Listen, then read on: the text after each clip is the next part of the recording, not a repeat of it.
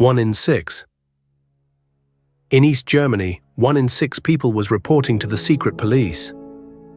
On their neighbors, their co-workers, their own husbands and wives. 91,000 officers, 189,000 informants, 16 million citizens watched.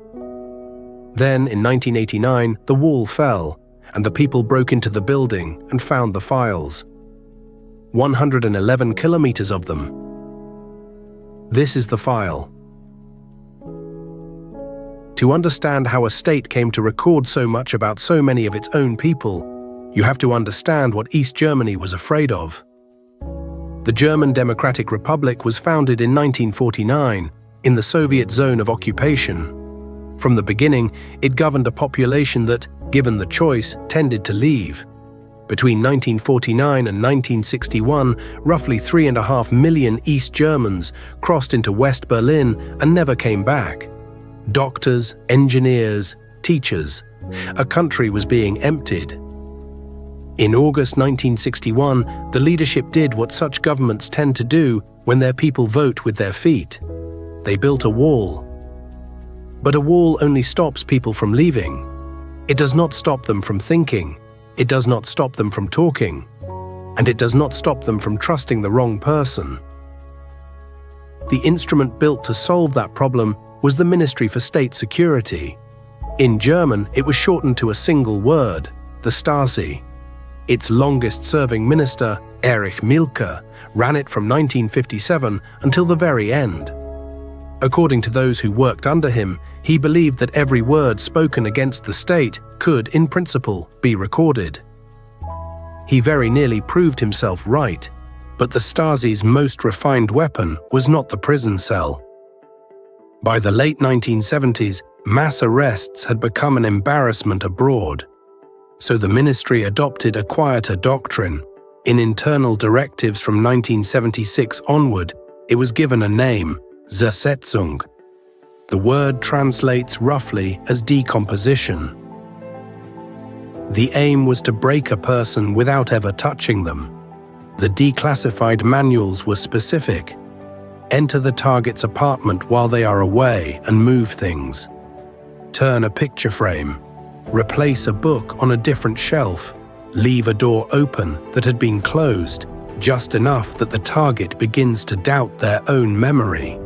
Send anonymous letters to their employer. Spread a rumor among their friends that they are an informant or unfaithful or unwell. Arrange for a bank to lose a payment or a doctor to receive a misleading file. The stated objective, in the words of one internal directive, was, quote, the systematic erosion of self-confidence, end quote. To do this to tens of thousands of people, the Stasi needed eyes in every street, every workplace, every church, every marriage. They were called the IM, Inoffizielle Mitarbeiter, unofficial collaborators. By 1989, according to the historian Helmut Müller-Enbergs, there were more than 189,000 of them. They were not professionals, they were ordinary citizens. Some were recruited through pressure, a criminal record, a relative in the West. Some believed in the state, and some did it for a better apartment, or a telephone line, or permission to travel. They reported on neighbors, on colleagues, on the people they prayed beside. And some of them reported on the people they were married to. After 1990, a dissident named Vera Wollenberger requested her file. She learned that her own husband, registered with the Stasi under the codename Abterse M. Donald, had been informing on her since before their wedding. The songwriter Wolf Biermann, expelled from the country in 1976, would later read the file the Stasi had kept on him. It ran to 40,000 pages. And then, over a few weeks in the autumn of 1989, the machine they had spent 40 years building began to come apart. On the night of November 9th, the border was opened.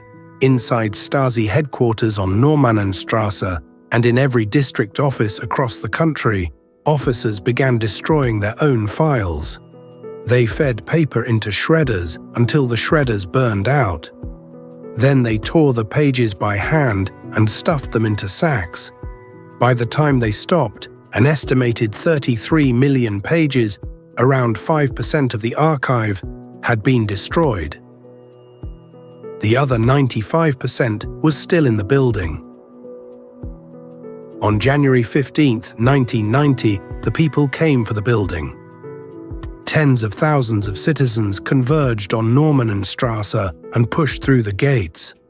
They found offices abandoned, desks still arranged, cabinets still full, and in some rooms, shredders still running. What they had walked into was the largest archive of internal surveillance ever assembled by a state at peace. The files filled 111 kilometers of shelving. The fragments they had torn by hand filled more than 16,000 sacks. In 1991, the reunified German parliament passed a law with a single radical principle. Any citizen could apply to read their own file. By 2024, roughly 1.7 million people had done so.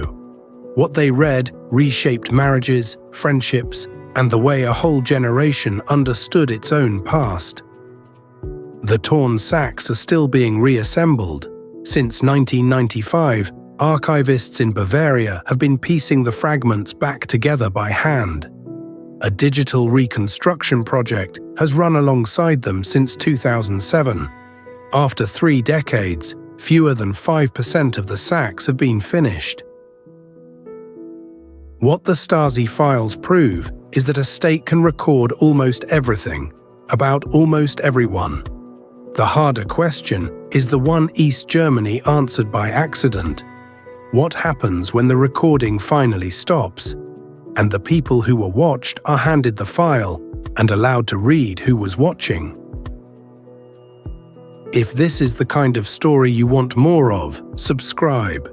And for one declassified document a day, follow at recordsec26979 on X.